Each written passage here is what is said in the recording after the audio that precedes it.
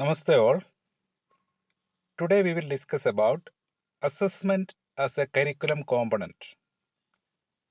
We are already discussed the three other components of curriculum such as aims, goals and objectives, curriculum content and curriculum experiences. So the fourth component, that is the assessment.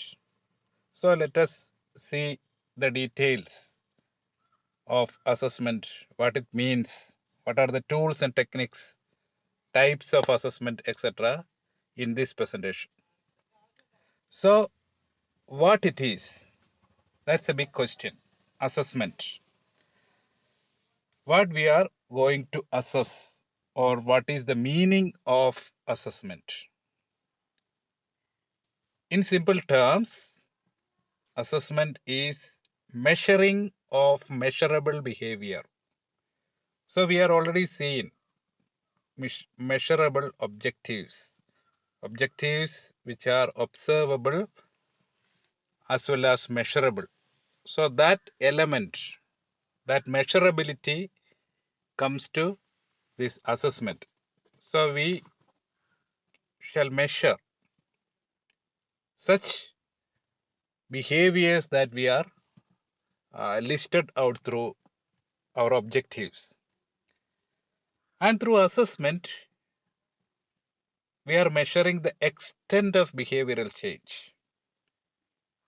So what is the extent of behavioral change? To how far a particular behavior changed in learners according to the curriculum experiences that we already provided them. We have set an objective which is observable and measurable, and we provide appropriate experiences to attain that objective. And through this assessment, we measure the extent of attainment of behavioral change. To how far, to what extent the learners attain that behavior or the extent of that change. Then how we conduct this assessment or that measuring, there shall be appropriate tools. So for example, if you want to take a measure of weight of a person, so we are using a weighing machine. That's a measuring scale for that, not the one which we are using to measure the height of a person.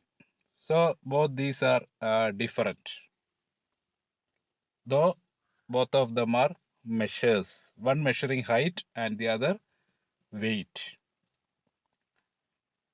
So there shall be a set of appropriate tools for measuring the extent of behavioral change or the occurrence of behavioral change. Then regarding assessment, there are three basic concepts or three dimensions we can say for assessment. They are the assessment as learning, assessment for learning, and assessment of learning. So the highest type is assessment as learning. Assessment itself is learning because by engaging in the process of assessment, we shall learn many things. We will develop some metacognitive skills.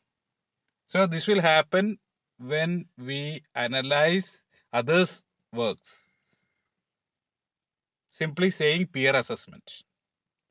When we assess or when we go through the report or the assignments or some activities, works of our peers, then we will get a reflection.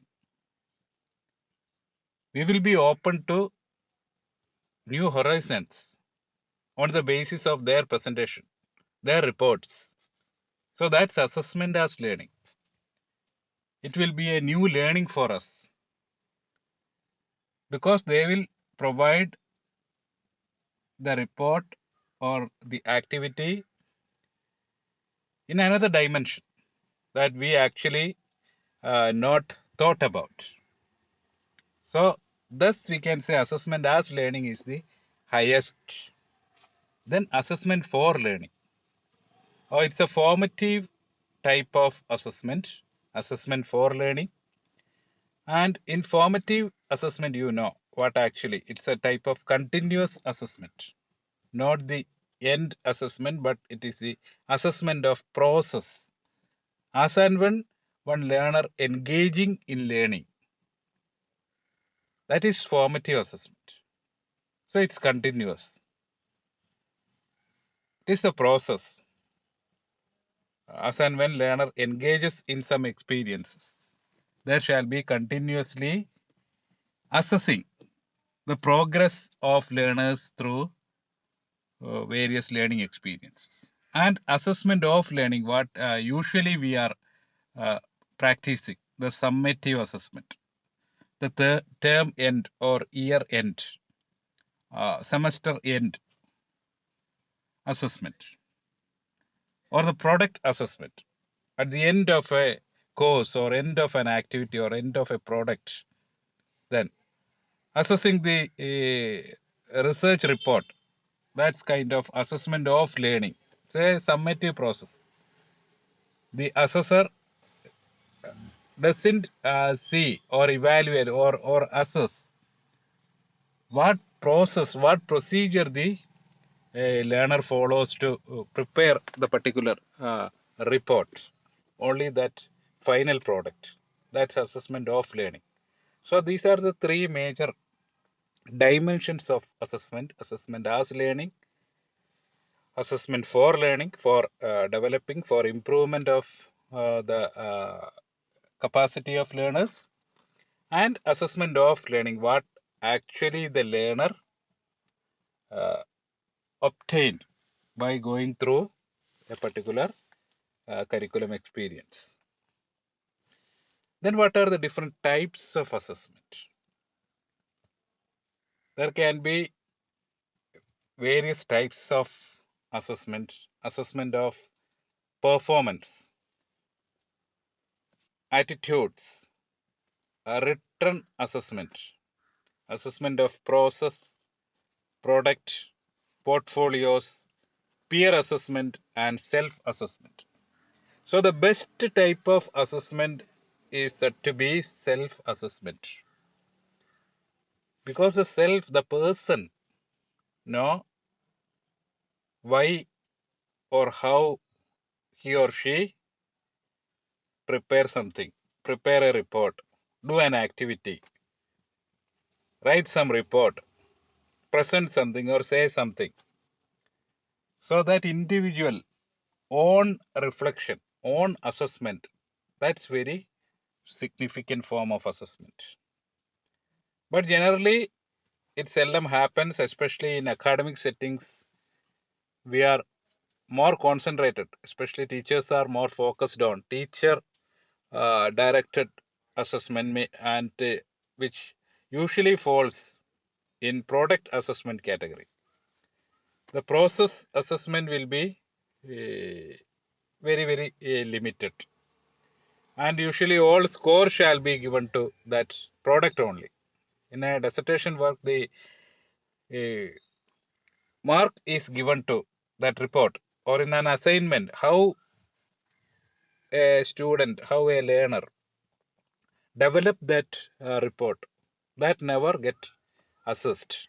Only the final report, final assignment submitted by the learner alone is get assessed.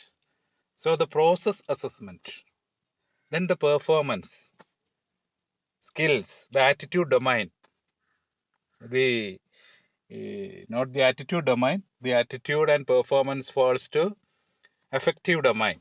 So that assessing of that affective domain, affective assessing of psychomotor domain, and assessing of cognitive domain behaviors are essential. And on the basis of that, there are different types of assessment also. But usually,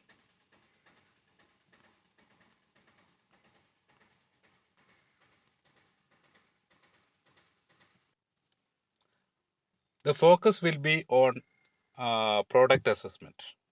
Nowadays, there are some institutes started using portfolio assessment. So in online courses, especially the MOOC programs, etc., they are heavily utilizing the feature of peer assessment.